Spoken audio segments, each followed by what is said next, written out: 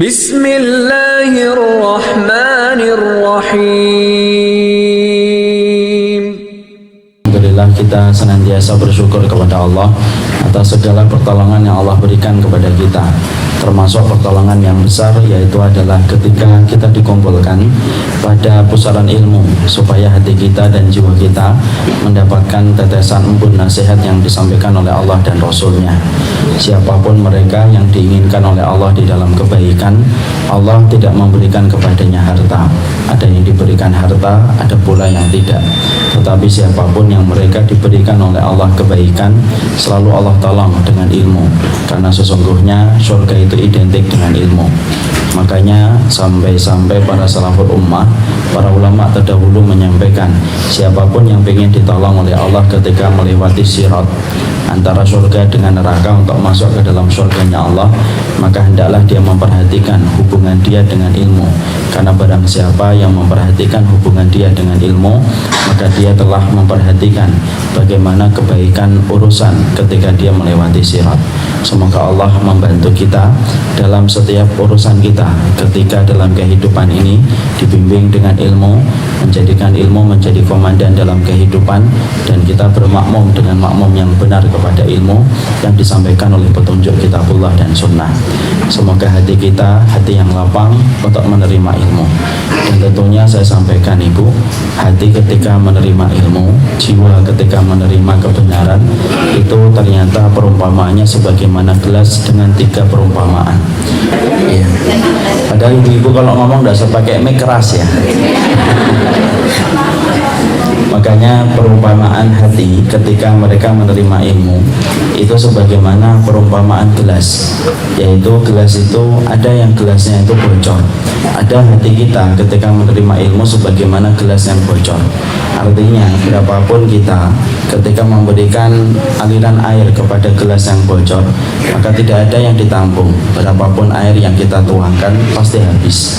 Itulah gelas yang bocor ketika menerima tuangan air. Sama, ada hati yang datang pada majelis ilmu. Nah ini enak, pas ini Bu. Ternyata punya bakat Ibu di situ. Oh iya. Tes, sudah. Sudah? Kalau sudah kita akhiri dengan kafur. Jadi di sini kita mengetahui ada orang yang mereka memiliki sifat hati ketika datang pada majelis ilmu sebagaimana gelas yang bocor. Dia mengkoleksi setiap tempat taklim, dia mendatangi majelis ilmu, tetapi tidak ada satupun faedah majelis ilmu yang dia peroleh merubah hidupnya. Dia tidak mengkoreksi hidupnya, dia stuck pada satu proses dan tidak pernah berubah menjadi lebih baik. Maka kalau ada orang yang datang dan cuma mengkoleksi majelis taklim untuk menjadi jadwal hariannya, tetapi tidak merubahnya menjadi lebih baik, berarti dia pemilik hati bagaikan gelas yang bocor. Berapapun yang menyampaikan ilmu kepadanya, tidak pernah mampu tertampung oleh hati dan jiwanya, karena pada hatinya, di sudut pojok hatinya ada sesuatu yang bocor, sehingga setiap nasihat, setiap keluar dan dia dapatkan masuk dan keluar begitu cepatnya. Ada yang kedua, yang mereka itu mendapatkan ilmu sebagaimana gelas yang kotor. Ada orang itu ketika mereka mendapatkan ilmu Ibu, gelas yang kotor. Gelas kotor itu dia mampu menampung air, cuma biasanya tidak bisa memberikan faedah kepada orang lain, karena biasanya orang merasa jijik untuk memanfaatkan gelas yang kotor. Ada pula yang mereka itu datang pada majelis ilmu kayak gelas yang kotor. Dia datang membawa sesuatu yang sudah dia yakini. Dia ingin setiap ilmu yang dia dapatkan membenarkan apa yang dia lakukan. Dia tidak pengen dikoreksi, dia tidak pengen diluruskan. Pokoknya apapun yang dikatakan nasihat-nasihat itu tidak akan pernah merubahnya dia, sesuai dengan prinsip yang sudah dia bawa sebelum datang ke majelis ilmu. Sebagaimana air tidak bisa membersihkan gelas yang kotor, maka banyak orang yang mereka itu mendatangi majelis ilmu, dia sudah membawa satu keyakinan, satu pemahaman. Apapun pemahaman itu, walaupun dikoreksi dengan kitabullah dan sunnah, maka dia tidak mau dikoreksi. Biasanya tipe orang yang semacam ini, kalau kemudian mendapati sang pemateri menyampaikan sesuatu yang menyinggung kebiasaannya, dia itu akan marah. biasanya tidak datang lagi ke kajian. Datang lagi, Mbak, enggak lah, kemarin ustadznya nyindir saya. Padahal ustadznya nggak nyindir dia, kenal juga enggak, ya kan? Itu ada yang kedua. Ada yang ketiga, yang datang membawa gelas yang, ada yang datang sebagaimana gelas yang bersih tidak bocor.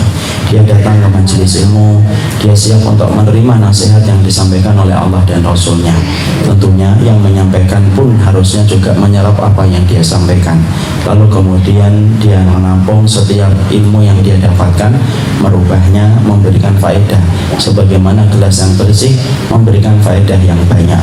Gelas yang bersih itu bisa dimanfaatkan, kemudian bisa diteguk airnya, dan akhirnya memberikan kebaikan bagi orang yang meneguknya. Inilah yang kita harapkan. Semoga kita datang pada majelis ilmu tidak sebagaimana pengkoleksi majelis taklim, sebagaimana gelas yang bocor, mengkoleksi banyak air tetapi tidak ada yang dia tampung. Bukan pula sebagaimana gelas yang kotor, datang membawa prinsip dan tidak mau dibenarkan ketika sudah mendapatkan kebenaran yang lebih kuat. Tetapi kita datang sebagaimana gelas yang bersih, kita siap menampung setiap apa yang nanti disampaikan oleh Allah dan Rasulnya. Para penyampai bukan orang yang terbaik, Ibu. Orang yang menyampaikan bukan orang yang terdepan dalam ketaatan, tetapi orang yang menyampaikan hanyalah seorang laki-laki, hanyalah seorang wanita meneruskan estafet dakwah yang disampaikan oleh Rasul. Tetapi mereka pun juga menjadi objek dari apa yang dia sampaikan kepada umat dan jemaahnya. Inilah yang menjadikan kita memahami. Semoga Allah memberikan kepada kita ilmu, dan semoga hati kita sebagaimana gelas yang bersih, mudah menerima setiap nasihat yang disampaikan oleh Allah dan Rasulnya. Dan semoga hati kita jauh lebih besar daripada ilmu yang kita dapatkan, supaya ilmu justru melapangkan hidup kita dan tidak membuat sesak hidup kita. Barakallahu fikum. Kepada Allah kita bersyukur, kepada Allah kita menggantungkan segala urusan kehidupan kita, dan kepadanya pula kita berharap semoga Allah tidak meninggalkan kita walaupun sekejap mata. Amin insyaallah. Saya sebelum menyampaikan tema yang akan kita kaji dalam kesempatan hari ini, kita akan menyampaikan sebuah tema, kuterima keputusanmu. Itu adalah tema yang akan kita bahas. Tapi sebelum kita menyampaikan tentang tema ini, saya perlu menyampaikan permintaan maaf. Saya sudah berangkat seperti mungkin Ibu. Tadi qadarullah memang ikhwan yang biasa nyampirin saya, qadarullah sedang keluar kota, sehingga kemudian tadi saya sebenarnya jam 9 sudah di pintu tol Pancoran, tetapi qadarullah ditutup. Saya tidak tahu kalau ditutup, karena biasanya saya tidur kalau kemudian mau taklim. Saya baru tahu kalau itu ditutup. Ikhwan yang nyetirin saya lupa memberitahu kalau di situ biasanya ditutup. Qadarullah ma yasha. Mungkin Allah memberikan saya keterlambatan karena Allah tahu jemaah di sini adalah jemaah yang bersabar. Aminnya ikhlas insyaallah.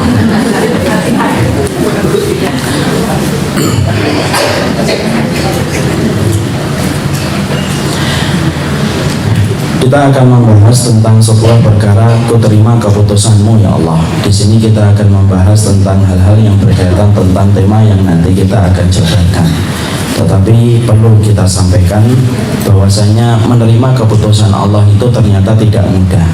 Banyak orang yang mereka mampu menerima keputusan juri, dan dia memaklumi bahwasanya keputusan juri tidak mampu diganggu gugat. Tetapi ternyata banyak orang yang justru tidak mampu menerima keputusan Allah. Dan disinilah kita perlu perangkat ilmu supaya kita nanti memiliki kekuatan ketika kita menerima keputusan Allah, yang terkadang keputusan itu tidak sesuai dengan apa yang kita rencanakan. Sebelum kita membahas tentang itu Ibu, saya perlu menyampaikan bahwasanya kehidupan itu sering disebut banyak misteri. Makanya hidup itu adalah misteri. Disitulah kita paham karena pada dasarnya kenapa para pujangga, para penyair sering menyebut kehidupan ini bagaikan misteri. Karena kita tidak pernah tahu apa yang akan menimpa kepada kita di waktu sore nanti, dan apa yang menimpa kepada kita di waktu malam, bahkan apa yang menimpa kepada kita di waktu besok dan lusa. Kita tidak pernah tahu dan tidak pernah sadar. Makanya para pujangga mengatakan hidup adalah putaran dari misteri menuju kepada misteri berikutnya.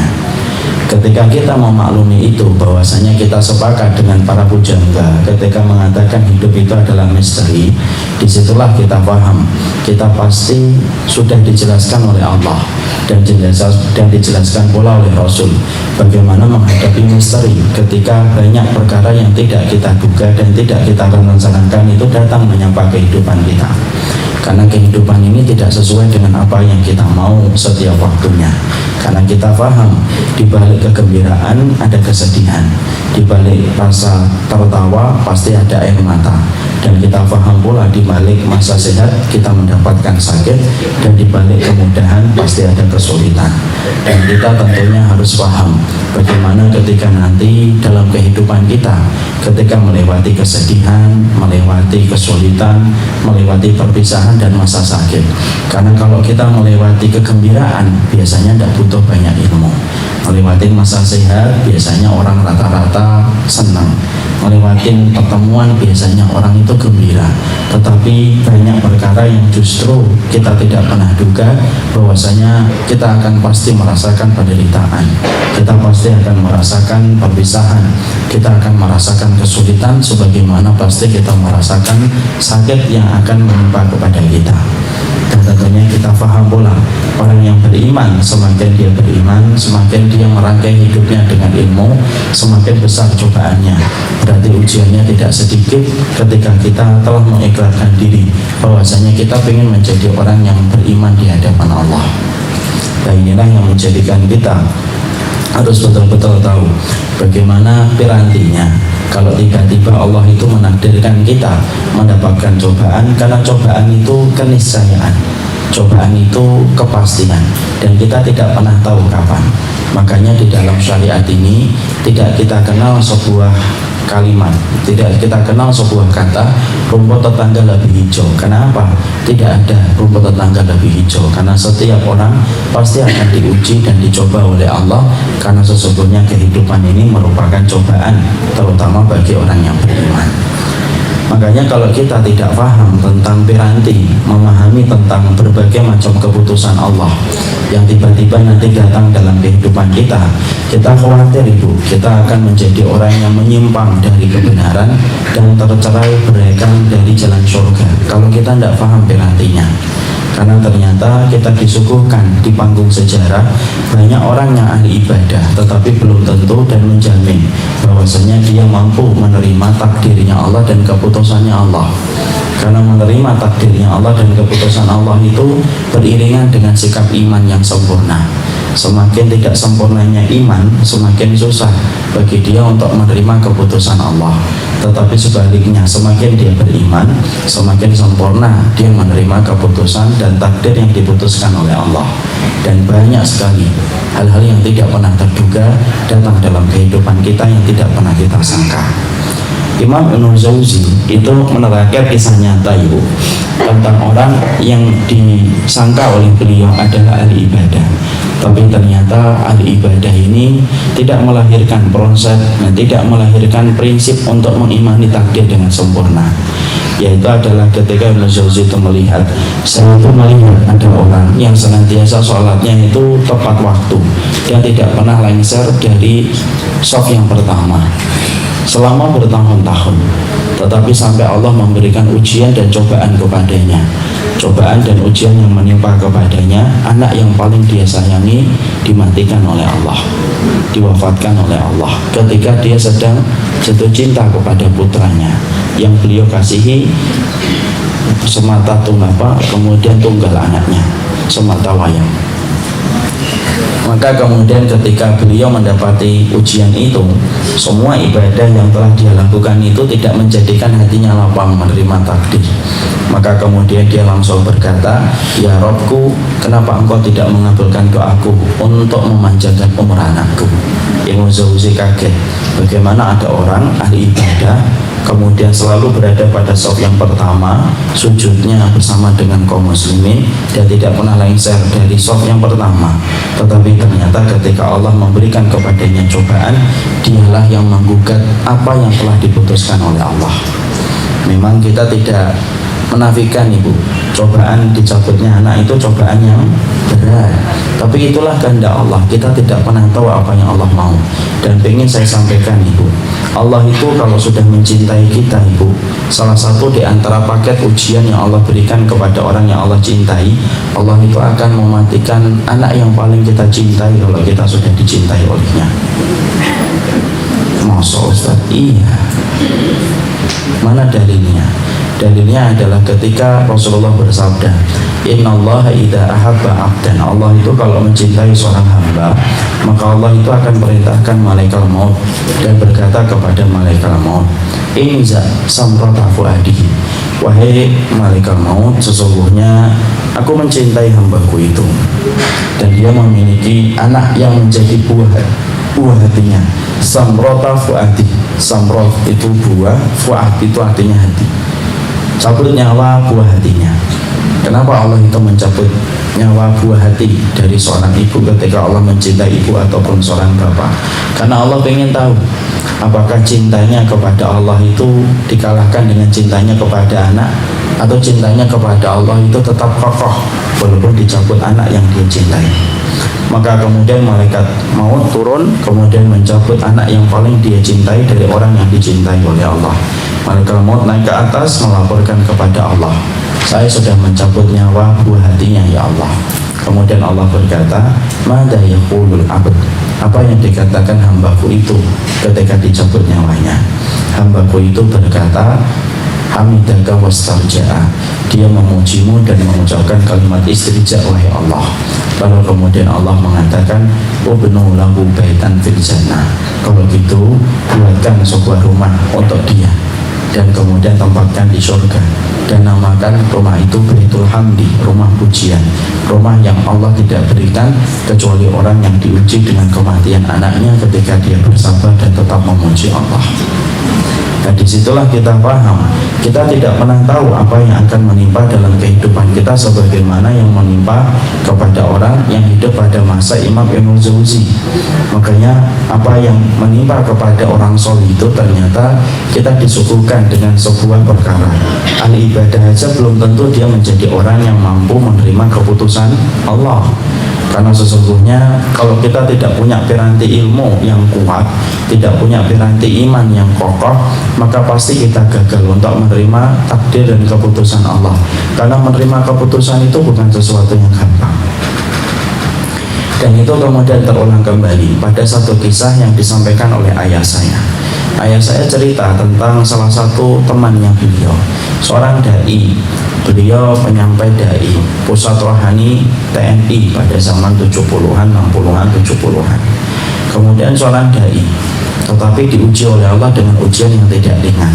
Anak yang pertama buta, anak yang kedua buta, anak yang ketiga buta, anak yang keempat, anak yang ketiga buta. Saat itu dia mulai oleng ketika dia mendapati 3 anaknya buta. Kita harus paham pada tahun akhir-akhir 60-an dan awal-awal 70-an, maka sesungguhnya ilmu kedokteran belum semaju hari ini yang bisa untuk mendiagnosa penyebab kebutaan anaknya itu apa. Maka kemudian tahun 67, 66, 67, 68, 69 itu, maka beliau sudah punya anak persis dengan umurnya kakak saya yang pertama. Kemudian ternyata buta, yang kedua buta, yang ketiga buta. Di situ sudah mulai linglung beliau, sudah mulai agak berdakwah tidak, khutbah mulai izin dan yang lain sebagainya. Kemudian saat itu bapak menyampaikan bahwa yang kuat memang ujian itu Allah berikan karena Allah ingin mengetahui sebatas apa kekuatanmu. Kemudian dia berkata, insya Allah lah, masih ada harapan pada saat itu. Kemudian dia berharap dan merangkai ikhtiar, saya berharap semoga anak saya yang keempat itu nanti normal, membimbing ketiga kakaknya. Qadarallahumma yasha, Allah kabulkan. Istrinya hamil kembali. Tapi ketika istrinya hamil kembali, lahirlah anak yang keempat. Dan ketika lahir anak yang keempat, Allah memberikan cobaan yang berat. Anak yang keempat pun buta. Maka setelah itu kemudian beliau betul-betul bimbang, linglung, dan akhirnya tidak ada yang beliau lakukan kecuali kayak merenung panjang. Akhirnya mulailah keluar kutukan-kutukan kepada Allah atas keputusan berat yang dia dapatkan. Padahal dia seorang dai, dia tinggalkan mulai sholat, dia tinggalkan istrinya yang kasihan karena seorang diri di satu sisi harus merawat 4 anaknya yang buta, pada sisi yang lainnya kemudian suaminya sudah tidak memperlihatkan keimanan dan tidak ada upaya untuk menjadi qawam. Qawam itu menjadi penentu atau menjadi qawam itu sebagai pemimpin. Dan akhirnya apa yang terjadi? Beliau itu secara tidak langsung kayak orang murtad, tidak sholat, tidak puasa, bahkan mendatangi tempat-tempat yang pernah dia ajar dan dia menyampaikan, kalian itu berdoa kepada siapa? Kepada Allah. Allah itu tidak ada. Saya berdoa kepada Allah setiap waktunya aja tidak dikasih kok. Anak satu saja saya terima 3 yang buta, saya minta 1 saja yang melihat, ternyata itu pun tidak dikabulkan olehnya. Berarti Allah itu tidak ada. Disitulah kemudian akhirnya beliau menjadi murtad tanpa secara tidak langsung. Beliau tinggalkan semua ibadahnya, tidak lagi mau khutbah, tidak lagi mau menyampaikan taklim. Hidupnya hanya kemudian merenung di depan rumahnya, dia gelar kursi, kemudian dia duduk. Dan disitulah akhirnya sampai meninggal dunia dia tidak dalam keadaan beriman kembali sebagaimana di awal kehidupannya. Itu kisah nyata, Ibu. Disitulah kita mengetahui betul kita tidak pernah tahu apa yang akan menimpa pada kehidupan kita, karena semakin kita beriman semakin besar cobaan dan ujiannya, Ibu. Bukan berarti setelah ini kita tidak usah beriman lah, nanti diujinya gitu, enggak. Tapi kita harus mempersiapkan piranti yang benar. Jangan sampai kemudian tidak beriman sama sekali. Kalau kemudian ini tidak beriman, loh kok nggak beriman? Iya, daripada nyawa anak saya nanti dicabut, nggak juga. Tapi kita berusaha bagaimana dalam kehidupan ini kita berusaha mempersiapkan piranti-piranti yang harus kita lakukan, karena keimanan itu berbanding lurus dengan proses. Karena keimanan itu berbanding lurus dengan proses ketika kita mengimani takdir. Kalau kita tidak mengimani takdir, maka sesungguhnya tidak ada kehidupan iman setelah kita tidak mengimani takdir.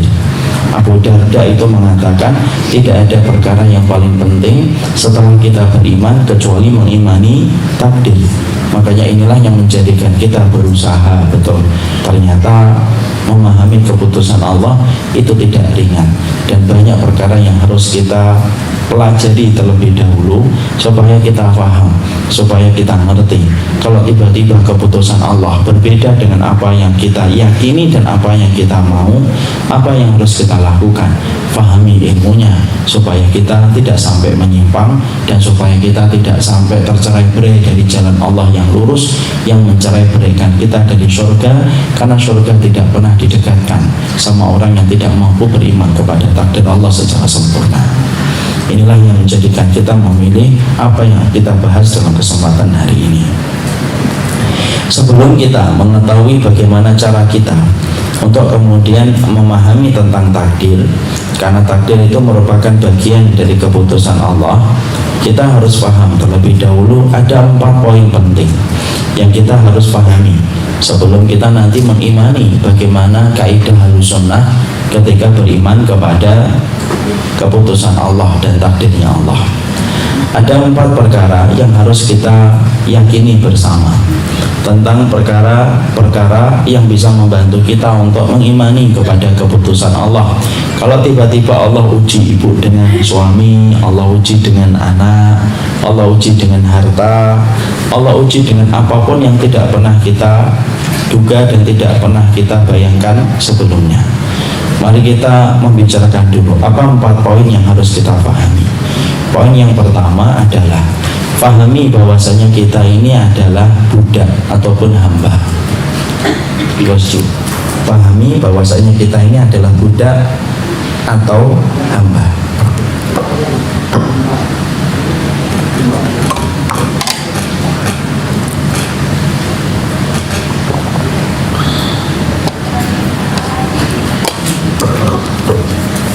Itu yang pertama. Sekarang mari kita bahas dulu. Maka sesungguhnya di sini kita paham, kadang-kadang manusia itu lupa bahwasanya dirinya itu budak, dirinya itu hamba. dirinya itu disebut oleh Allah dengan abdun. Ibu tahu yang namanya abdun? Abdun itu kalau kita membahasakan dengan jalan, thoriqun mu'abbad, itu jalan yang diinjek-injek terus, itu namanya abdun atau mu'abbad. Jadi ibu misalkan keluar nih, ada tempat yang ibu sering injek-injek terus ibu lewatin. Jadi kalau ibu misalkan, ibu pernah nggak melihat ada terbentang rumput, kemudian di tengah-tengah itu orang sering lewat, lama-lama kebentuk jalannya, rumputnya tidak tumbuh di situ, ya rumputnya di sebelah kanan dan sebelah kirinya, itu namanya thoriqun mu'abbad, yaitu jalan yang sering diinjek-injek. Dan Allah itu menyebutkan bahwasanya kita ini abdun ibu. Abdun itu apa? Yang hamba dan budak. Kenapa ingin saya sampaikan ini? Karena sesungguhnya para ulama memberikan nasihat. Banyak manusia itu lupa bahwasanya dirinya itu adalah abdun, bahwasanya dirinya itu adalah hamba. Padahal kemudian kita semuanya ini adalah budaknya Allah. Dan namanya budak itu tidak pernah melakukan sesuatu yang bukan pada kapasitasnya. Mengatur itu bukan kapasitas budak. Namanya budak kok ngatur? Majikan yang ngatur. Dan kita kemudian akhirnya harus paham, banyak orang yang hari ini tidak mampu menerima takdir yang disampaikan oleh Allah, karena sesungguhnya takdir yang mereka miliki ternyata itu tidak mampu dia terima, karena dia budak tapi bermental majikan. Kalau sudah bermental majikan susah.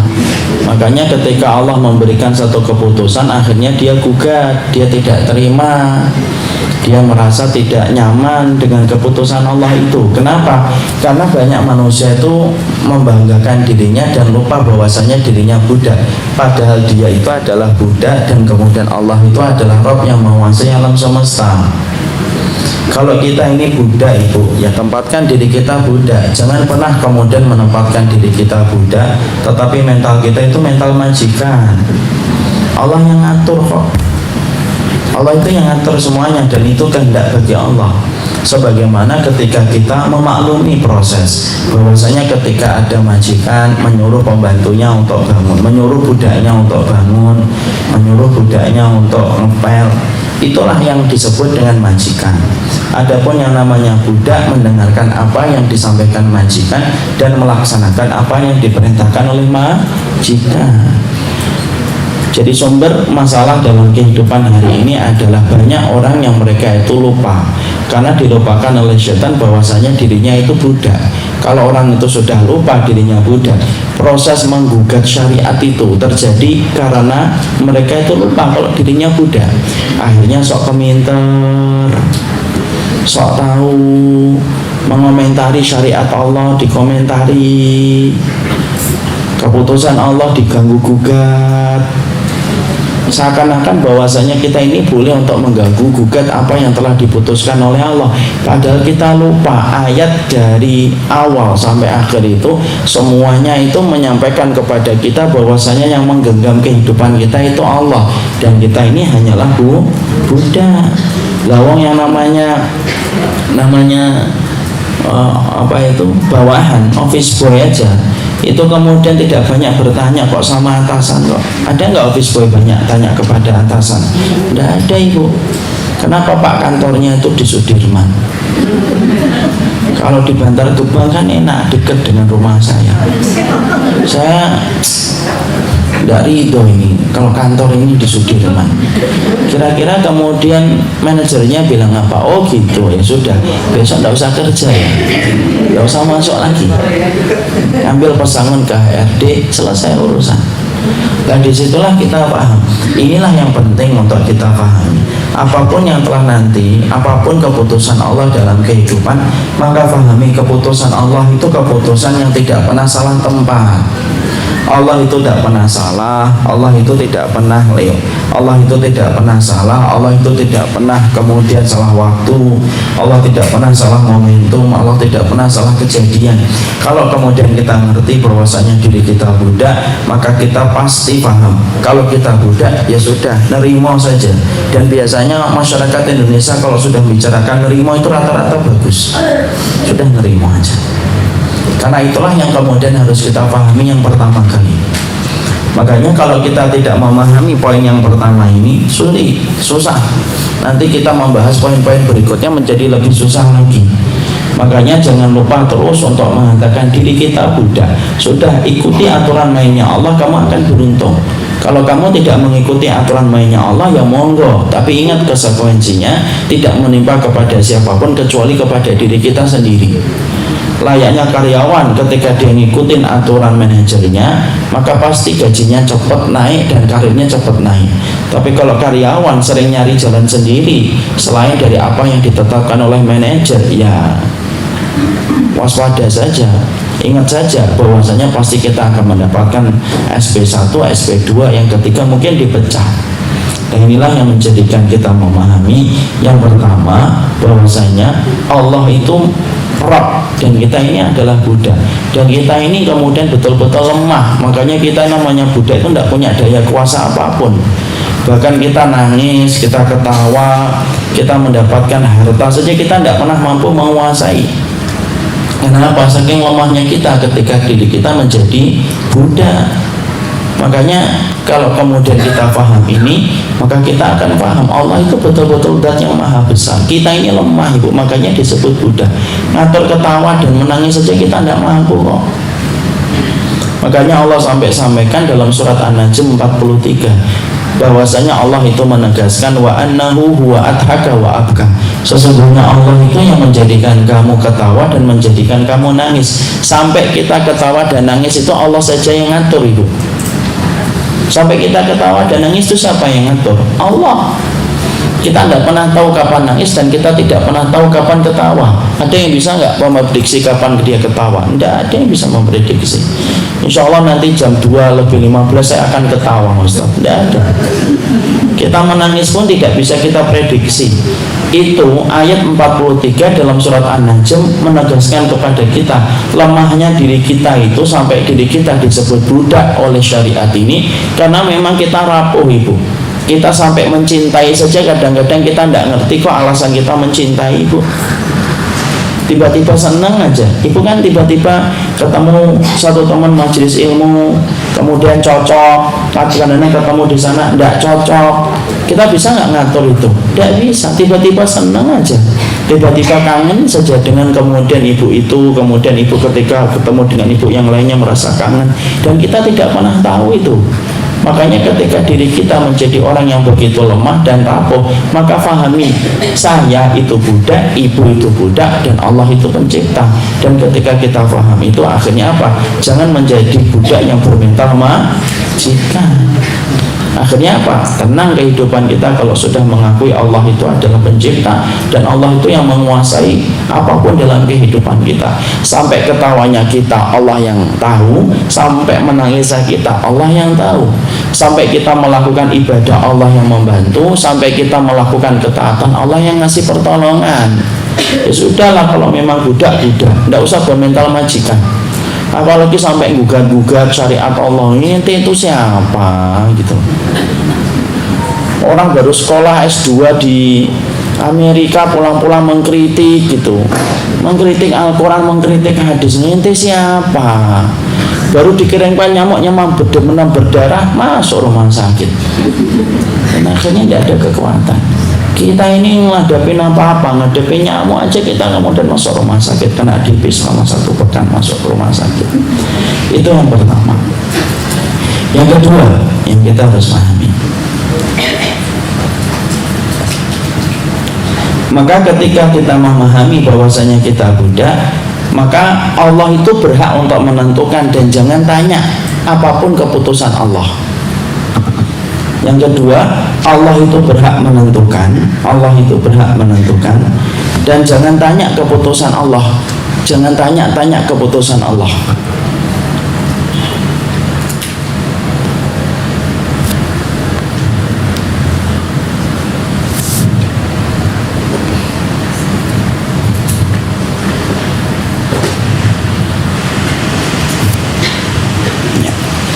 Yang kedua adalah bahwasanya ketika kita memahami diri kita ini adalah budak, poin yang kedua yang kita pahami, sesungguhnya Allah itu yang tahu, Allah itu yang memberikan keputusan dan kita menerima keputusan yang telah ditetapkan oleh Allah. Jangan suka nanya-nanya apa yang telah diputuskan oleh Allah, karena Allah itu tidak pernah ditanya tentang apa yang Allah lakukan, tetapi kitalah yang ditanya oleh Allah. Makanya Allah menyampaikan di dalam surat Al-Anbiya 27, la yus'alu amma yaf'alu wa hum yus'alun. Allah itu tidak pernah ditanya loh atas apa yang Allah lakukan, tetapi kitalah yang ditanya oleh Allah. Jadi Allah itu yang nanya kita, Allah itu yang nanya kita nanti, menghisab kita nanti. Adapun Allah tidak pernah ditanya. Makanya kalau kita sudah diputuskan oleh Allah apapun itu, jangan suka nanya kenapa ya Allah, lu kok nanya kenapa. Allah itu tidak pernah ditanya tentang apa yang Allah telah lakukan dalam kehidupan kita, karena Allah tidak pernah salah. Sebagaimana ibu kalau sudah di depan arsitek, ibu tidak akan berani berbicara tentang masalah bangunan kalau ibu sudah berhadapan dengan orang yang fak di dalam ilmunya. Kita sama dokter aja, kita tidak pernah protes. Dan ketika kita berhadapan dengan Allah, banyak orang itu suka bertanya-tanya, kenapa ya Allah, kenapa saya sakit, kenapa sakitnya tidak preman yang ada di perempatan jalan yang sukanya minum khamar. Saya itu sudah ngaji tiap Rabu, ustadznya telat ya saya tunggu. Kadang-kadang kemudian kita suka bertanya-tanya, padahal Allah sudah menyampaikan dalam surat Al-Anbiya yang 27, Allah itu tidak pernah ditanya tentang apa yang Allah lakukan, tetapi kitalah yang ditanya oleh Allah. Karena orang yang sering nanya-nanya tentang keputusan Allah itu salah satu tanda orang yang bodoh. Masa Ustaz? Iya. Buka surat Al-Baqarah 143.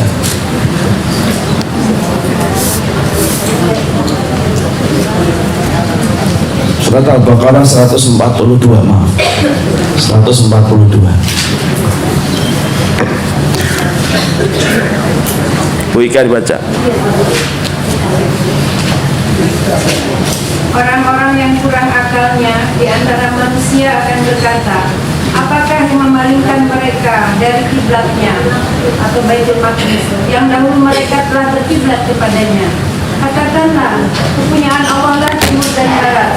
Dia memberi petunjuk kepada siapa yang dikehendakinya ke jalan yang lurus.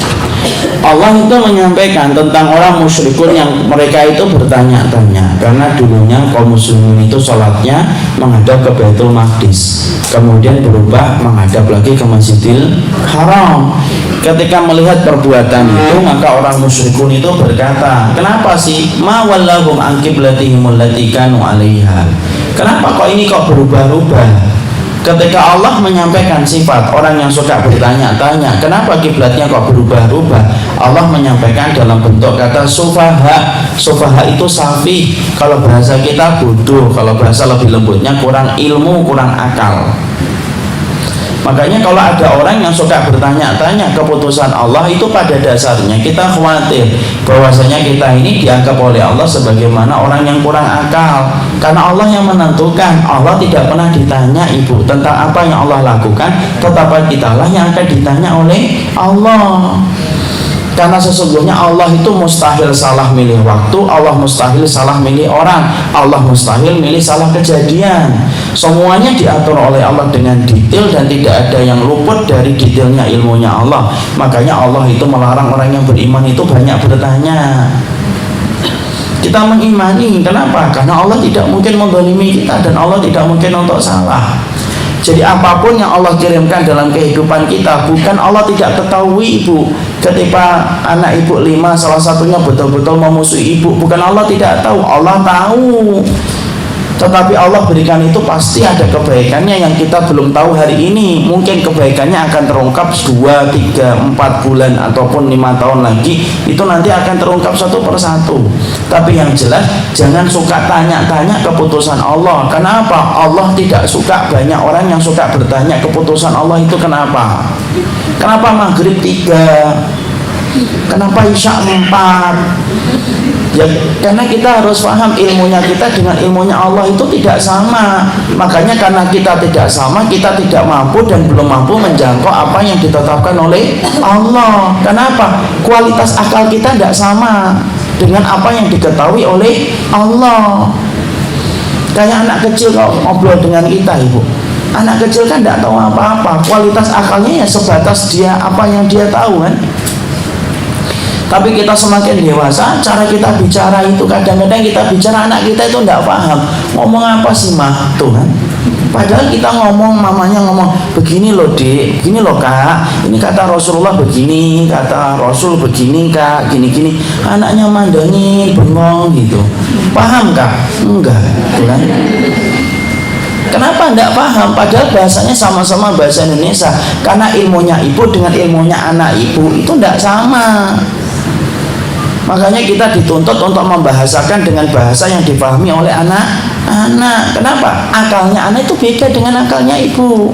Makanya kalau ngomong sama anak, gini loh nak, kalau Allah Ta'ala enggak nyambung ibu. Makanya kemudian ketika kita sesama manusia aja kadang-kadang kita enggak paham, apalagi kita di hadapan Allah. Makanya kita punya iman, dan iman itulah yang menjadikan kita tidak banyak bertanya keputusan Allah itu kenapa. Karena apa? Dalam surat Al-Baqarah 142 tadi Allah itu menyampaikan sesungguhnya salah satu ciri khasnya orang yang bodoh itu adalah banyak bertanya tentang keputusan Allah.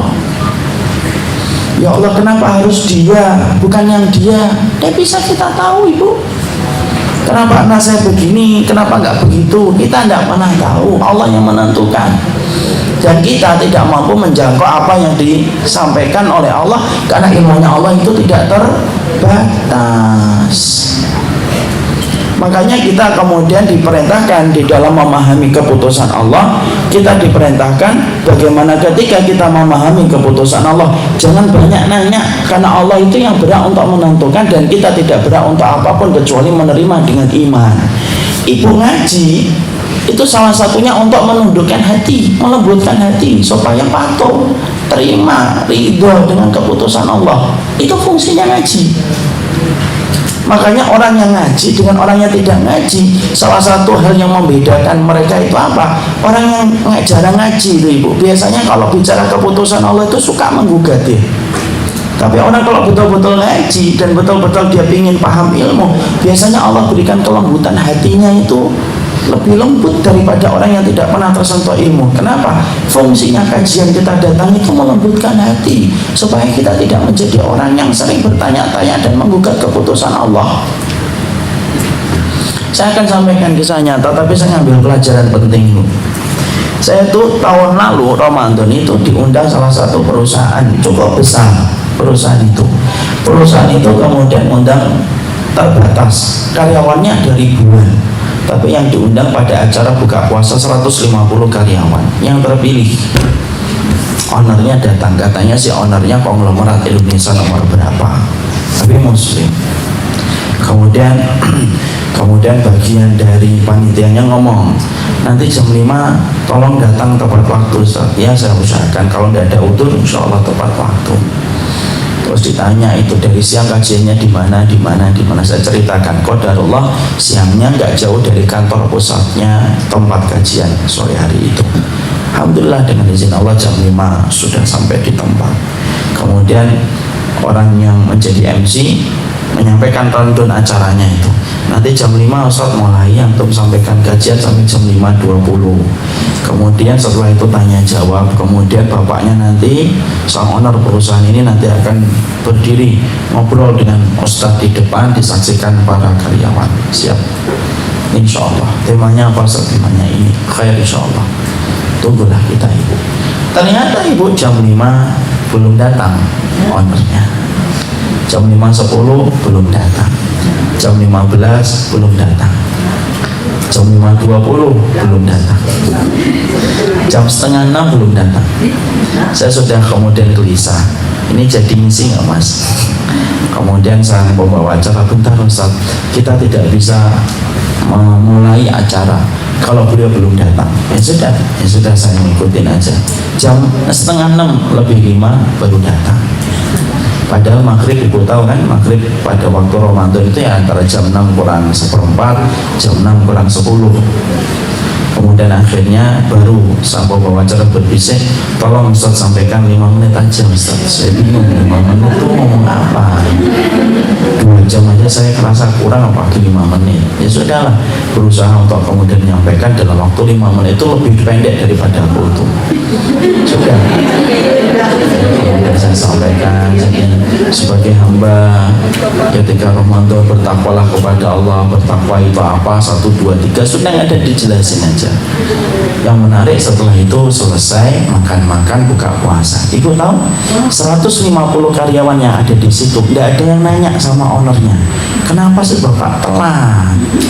Coba Bapak datang jam 5,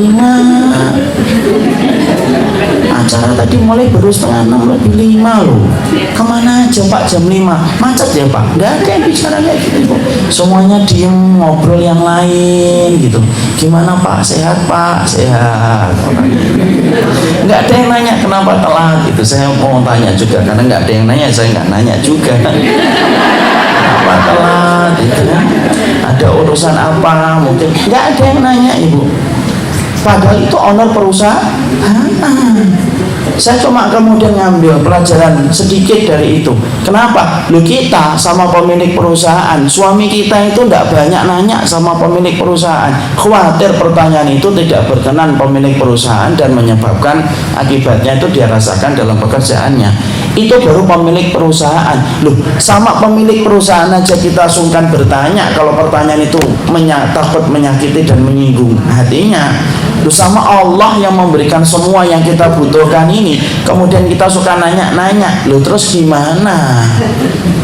Kenapa ya Allah? Loh, kok kenapa? Kenapa kok sekarang? Dia bisa tanya kenapa sekarang. Ibu, Allah yang menentukan. Allah tidak pernah salah waktu. Karena biasanya nanti akan kerasa hal ini Ibu kapan? Ketika betul-betul cobaan itu datang.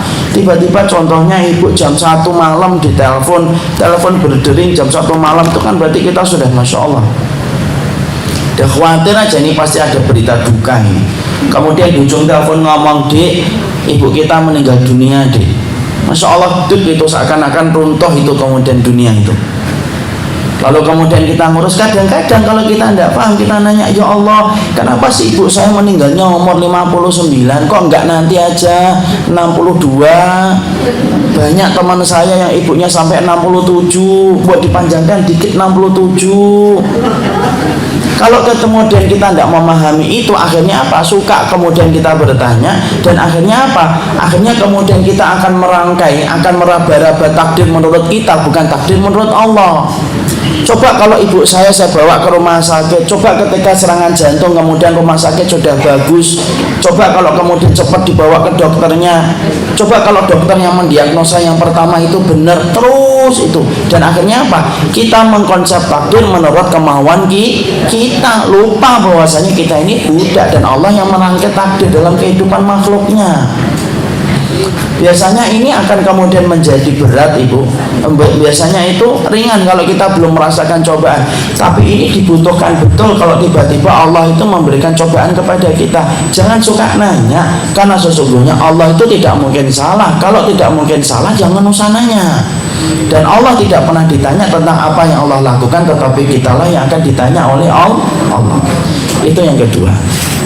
Ya, makanya kita harus paham sebelum saya sampaikan yang ketiga, ilmu yang kita tidak akan pernah sama dengan ilmu yang telah ditetapkan oleh Allah, karena kita tidak pernah sama ilmunya. Kita sesama manusia tidak paham, sering kita tidak paham. Kita sering berkata apa, kemudian orang lain tidak paham. Berapa banyak ustadz yang menyampaikan materi aja, kadang-kadang yang mendengarkan aja tidak paham. Pulang-pulang dari majelis taklim, tadi ustadznya ngisi apa? Tidak tahu, saya juga nggak ngerti ngomong apa. Terus sesama manusia aja kadang-kadang kita tidak paham kok. Kemudian kita menyaksikan bahwasanya kita memaksa Allah itu semua apa yang ditetapkan Allah kita pahami. Tidaklah, banyak yang kadang-kadang kita belum pahami. Tapi yang jelas sesungguhnya Allah itu memiliki keputusan mutlak untuk memberikan keputusan, dan kita diperintahkan untuk tidak banyak bertanya. Itu yang kedua. Yang ketiga,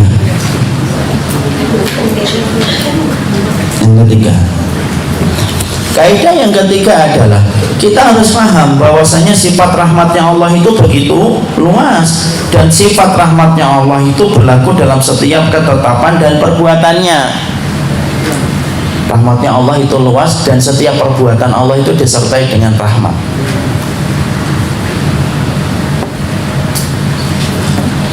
Kita buka surat Al-A'raf 156.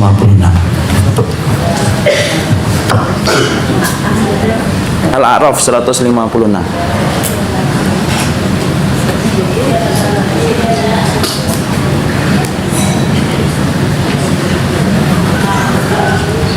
Dan tetapkanlah untuk kami kebaikan di dunia ini dan di akhirat. Sesungguhnya kami kembali bertaubat kepada Engkau. Allah berfirman, siksaku akan kutimpakan kepada siapa yang aku kehendaki, dan rahmatku meliputi segala sesuatu. Maka akan aku tetapkan rahmatku untuk orang-orang yang bertakwa, yang menunaikan zakat, dan orang-orang yang beriman kepada ayat-ayat kami. Iya.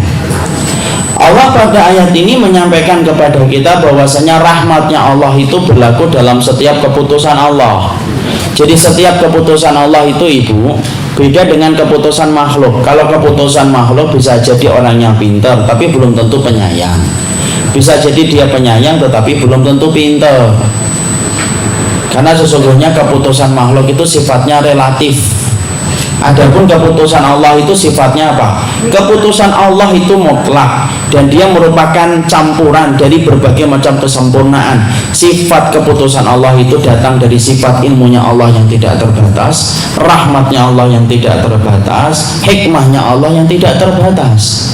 Makanya kalau kita tidak memahami bahwasannya setiap keputusan Allah itu ada rahmatnya Allah yang besar, ya tentunya kita akan sesak dadanya kalau kita mendapati ujian itu dan cobaan itu datang dalam kehidupan kita. Padahal rahmat Allah itu pasti dalam setiap perbuatan yang Allah tetapkan dalam kehidupan kita. Cuma manusia itu makhluk yang terburu-buru dan tergesa-gesa. Pengennya bahwasanya segala sesuatu itu pingin sebagaimana yang dia inginkan di depan matanya. Padahal Allah menetapkan apapun kebaikan itu sesuai dengan waktu yang telah ditetapkan oleh Allah. Allah mungkin nggak mendolimi kita, nggak mungkin lah Allah mendolimi kita, Ibu. Ngapain Allah itu pengen mendolimi kita?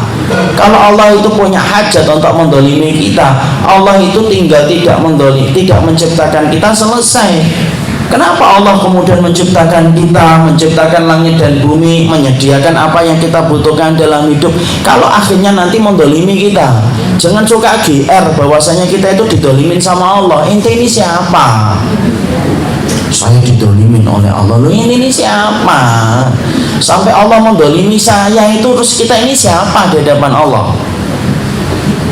Makanya ketika kita tidak paham tentang ini, para ulama menyampaikan, kalau orang tidak paham bahwasanya rahmatnya Allah itu menyertai dalam setiap keputusan Allah, maka dia itu akan memandang keputusan Allah itu dengan kacamata minus. Apapun yang diputuskan Allah, tidaklah itu terjadi kecuali menyempitkan hatinya dan menyempitkan dadanya. Padahal rahmat Allah itu berlaku dalam setiap perkara, Ibu.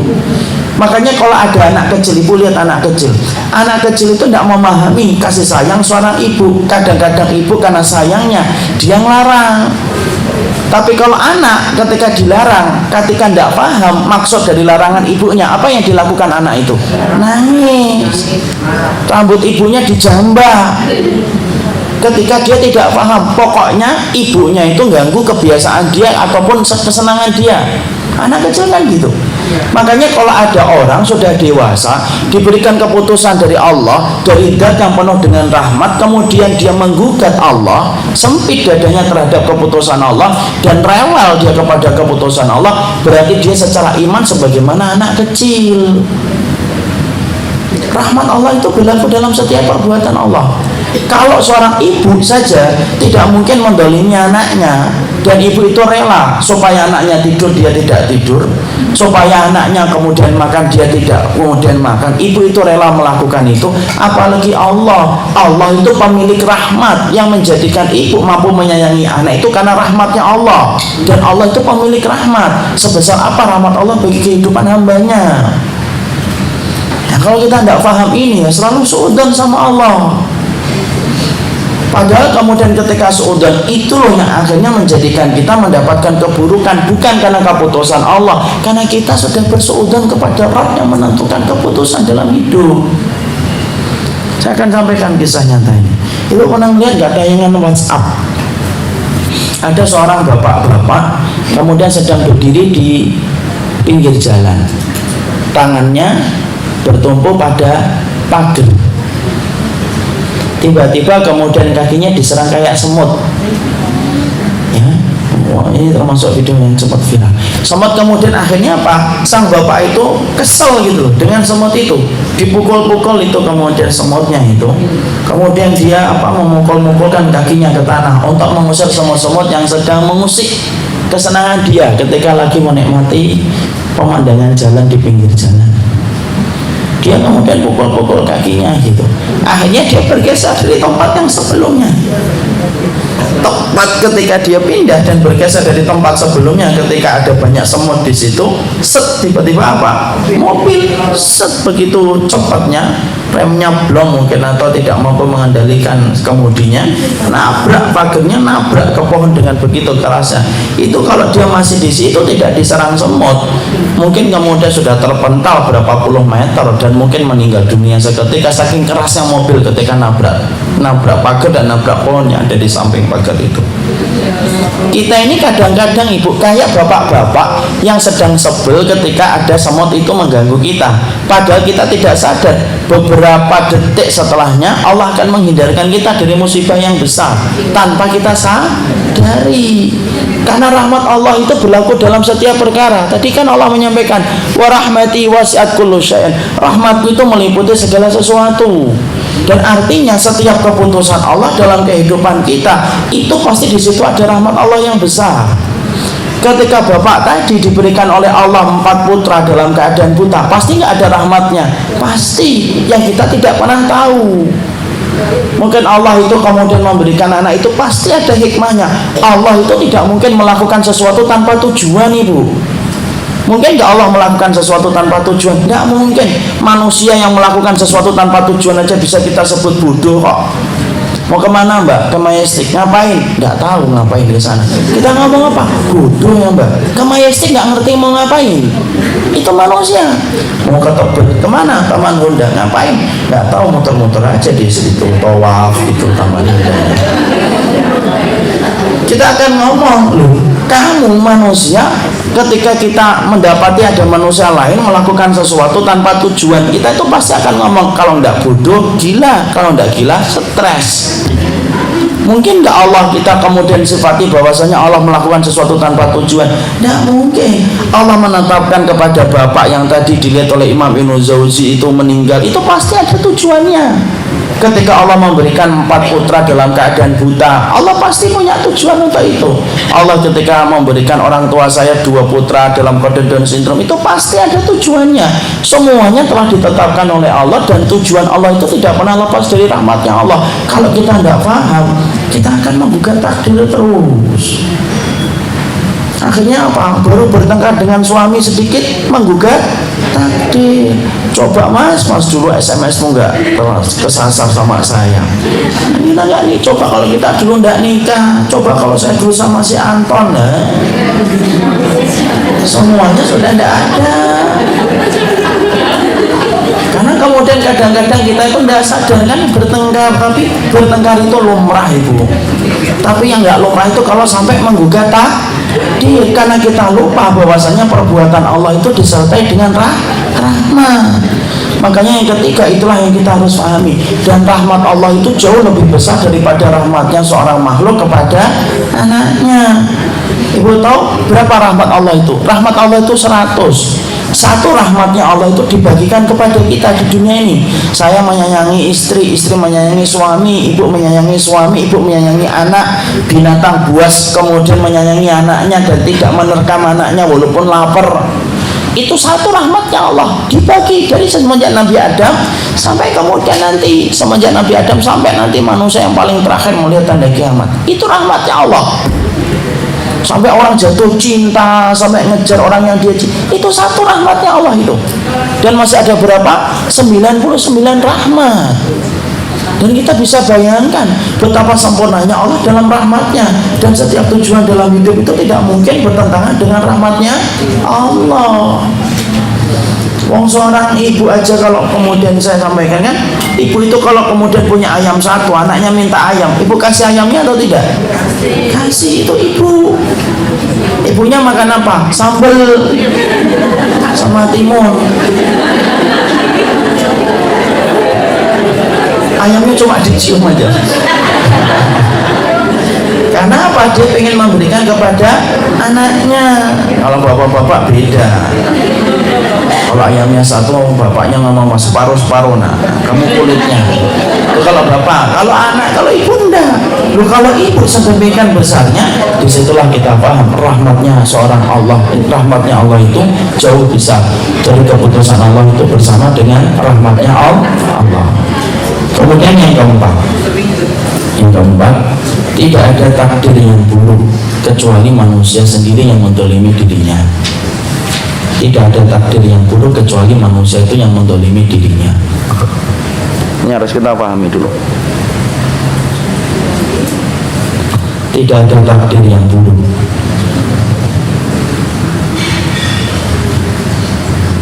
Tidak ada takdir yang buruk kecuali manusia sendiri yang mendolimi dirinya sendiri.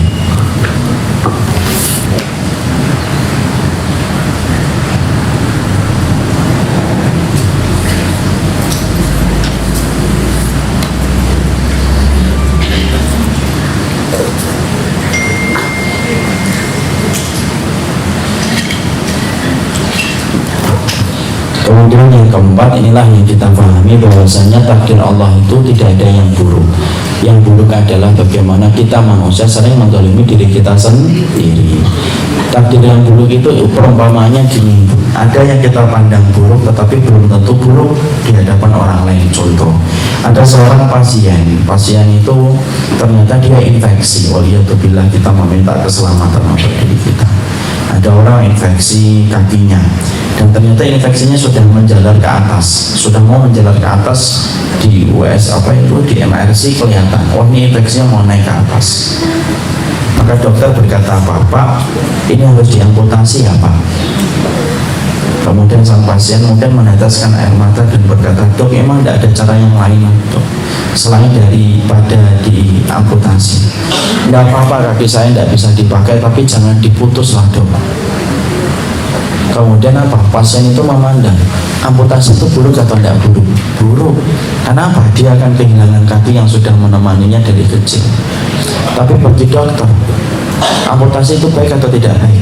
Baik. Karena kalau tidak diamputasi malah kemudian menjalar ke jantung dan akhirnya menyebabkan kematian.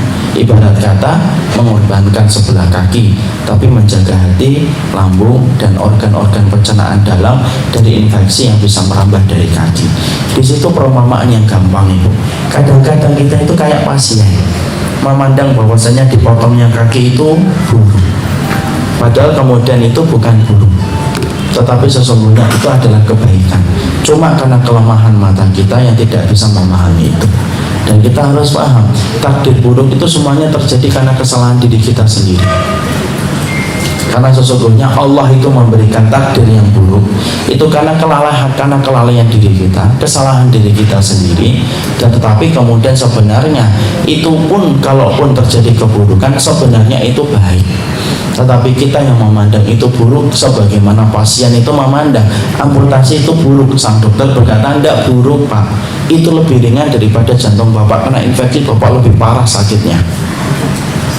Dan inilah yang kita harus paham. Yang keempat, bahwasanya kalau kita memahami, kok saya takdirnya kok tidak baik terus ya, ujiannya tidak pernah berhenti-berhenti, kok takdir saya tidak manis sebagaimana takdir yang lainnya. Salah, omonganmu itu bukan takdir itu buruk, takdir itu baik. Cuma kamu yang tidak bisa menangkap takdir kebaikan itu. Dan kalaupun itu buruk, karena sesungguhnya akibat perbuatan diri kita sendiri. Ya, makanya biasanya orang itu sakit ya karena tidak mengikuti pola hidup sehat yang disampaikan oleh dokter. Biasanya kemudian ada seorang siswa tidak mampu menjawab pertanyaan ketika ujian, itu yang disebabkan karena tidak memperhatikan gurunya ketika gurunya sedang menyampaikan ilmu. atau mungkin ketika malamnya dia tidak belajar, atau mungkin dia tidak pernah mengkaji. Akhirnya apa? Ketika ujian itu dia tidak mampu menjawab. Tapi itu kesalahan dia sendiri atau kesalahan sang guru? Kesalahan dia sendiri. Jadi kalau misalkan gini Bu, contohnya kita ini kadang-kadang lupa ya, ada satu kelas diajar ini sama kemudian gurunya, kemudian ada salah satu murid yang tidak bisa jawab, dia mendapatkan nilai yang buruk. Nilai yang buruk itu akibat kesalahan guru atau karena muridnya itu? Muridnya. Karena banyak murid yang lainnya yang dapat 10, dapat 9, dapat 10, dapat 9, dia doang yang dapat 2. Maka yang kita salahkan gurunya atau muridnya? Muridnya. Kenapa? Muridnya sendiri yang kemudian tidak mengikuti apa yang disampaikan oleh gurunya. Perhatikan ketika gurunya menyampaikan, dicatat, kemudian di rumah dipelajari, banyak latihan. Gurunya sudah pintar menyampaikan, tetapi ternyata siswanya tidak pandai untuk mengambil pelajaran dari gurunya.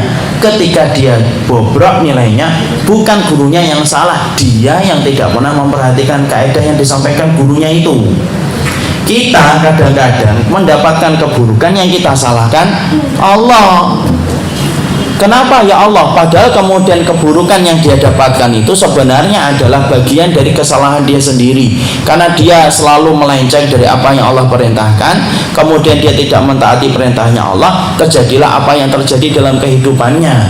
Dan itu merupakan akibat dari apa yang dia lakukan sendiri.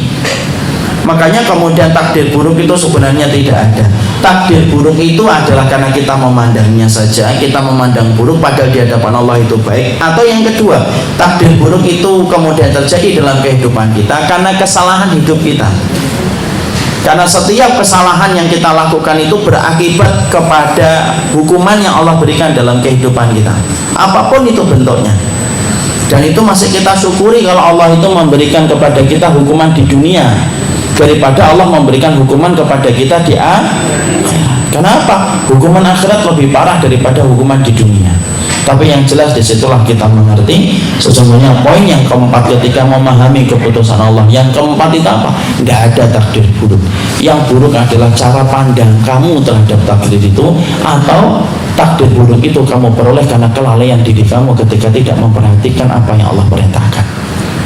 Makanya Masya Allah kan Ibu lihat, makanya kalau kita perhatikan jujur ya Ibu ya, kenapa ya negeri-negeri muslim dengan tingkat cobaan yang luar biasa malah justru sedikit sekali orang yang mereka mati bunuh diri, padahal mereka adalah orang yang lebih berat untuk mati bunuh diri.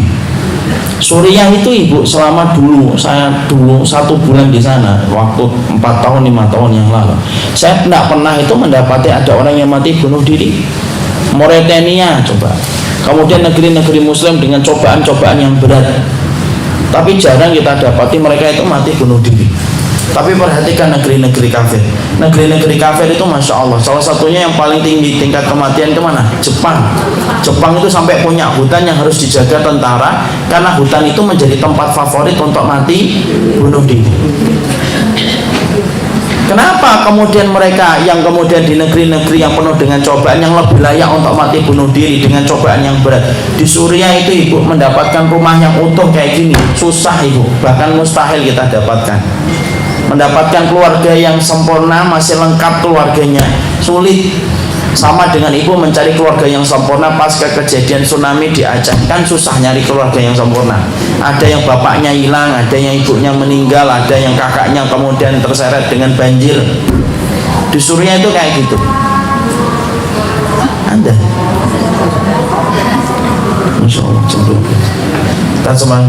Tapi kenapa kemudian mereka tetap beriman kepada takdir? Karena sesungguhnya mereka betul-betul tahu bahwasanya mengimani takdir itu menjadi perkara yang menopang kehidupan iman mereka. Hari ini Ibu, kenapa kita sering menggugat keputusan Allah? Karena sesungguhnya salah satunya adalah karena kita tidak punya berarti ilmu untuk memahami takdirnya Allah. Orang-orang di Suriah ketika mereka dalam kondisi yang seberat itu ujiannya, Ibu tahu dikirnya apa kalau mereka itu habis menceritakan musibah yang menimpa kepada keluarganya? Dikirnya mereka itu mengatakan Allahu Karim, Allahu Karim, Allah itu maha baik, Allah itu maha baik. Padahal rumahnya sudah ditinggalkan, anggota keluarganya separuh sudah meninggal dunia, tidak punya kerjaan, tidak ngerti besok makan apa Ibu.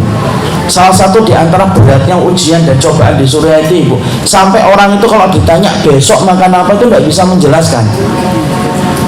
Kalau kita ini kan ibu hari ini, nanti makan siang kita sudah bisa memprediksi makan apa, nanti sore kita sudah bisa memprediksi makan apa yang kita mau. Tapi di sana susah, sulit. Tapi kenapa mereka tetap mengatakan Allahu Karim, Allah itu maha baik, Allah itu maha baik? Karena keimanan mereka itu sebanding dan berbanding lurus dengan keimanan mereka kepada keputusan Allah. Inilah yang pengen saya sampaikan, supaya kemudian kita paham. Kalau kemudian nanti tiba-tiba Allah menakdirkan kita mendapatkan cobaan hidup yang tidak pernah kita duga, pahamilah nanti itu 4. 1, kita ini budak. 2, jangan banyak nanya, karena Allah itu tidak mungkin salah. Yang ketiga, pahami bahwasanya rahmat Allah itu berlaku dalam setiap perbuatannya. Dan yang keempat, tidak ada takdir yang buruk. Takdir yang buruk itu karena kesalahan kita ketika tidak mendekat kepada Allah. Inilah yang kemudian menjadi mukadimah. Tapi sebenarnya masih ada berarti memahami takdir, tapi tidak apa-apa, kita sampaikan ini dulu supaya kita paham. Ternyata ketika kita mendapatkan cobaan dalam hidup, ada 4 yang kita bukan. 1, kita budak. 2, jangan suka nanya. 3, rahmatnya Allah berlaku dalam setiap keputusannya. Dan yang keempat, takdir buruk itu terjadi karena kesalahan dan kelalaian diri kita. Barakallahu fikum. Ini yang dapat kita sampaikan dan kita jelaskan dalam pertemuan kali ini. Semoga Allah merahmati kita dengan kebaikan dan Allah merahmati kita dengan keberkahan. Tidak, insya Allah ini semoga kalau nanti Allah memberikan cobaan-cobaan dalam hidup kita, semoga Allah kuatkan hati kita dan Allah kuatkan jiwa kita. Ini yang dapat saya sampaikan dalam pertemuan kali ini. Semoga Allah memberikan kebaikan atas apa yang kita kaji, dan semoga Allah memberikan petunjuk kepada perkara yang Allah cintai dan Allah ridhai. Barakallahu fikum. Subhanakallah. Ada pertanyaan? Tidak ada. Ini yang dapat kita sampaikan. Subhanakallahumma wa bihamdika asyhadu an la ilaha illa anta astaghfiruka wa atubu ilaik. Assalamualaikum warahmatullahi wabarakatuh.